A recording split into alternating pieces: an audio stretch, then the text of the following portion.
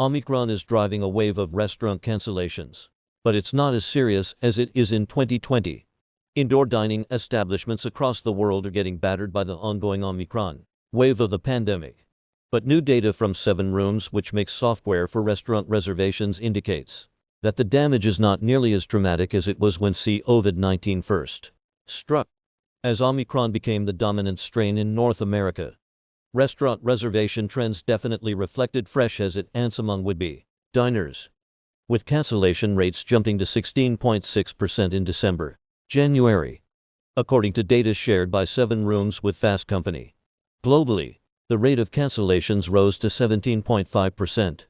But both of those figures were small in comparison to March and April of 2020, when cancellation rates spiked to 72.5% in North America and to 44.3% globally.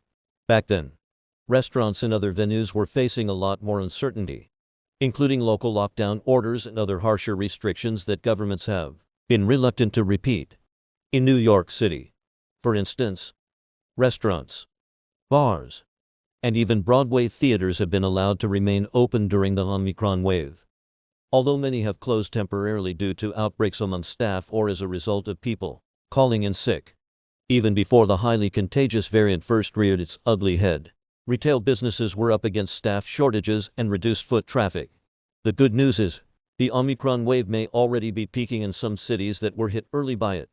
Data tracking from the New York Times shows what could be a plateau in New York's daily caseloads, although hospitals there are still overloaded and the situation on the ground remains dire. Let's just hope those graphs we're all obsessed with start trending downward soon. This post has been updated to clarify that the cited data points were not rates of increase but the rates themselves.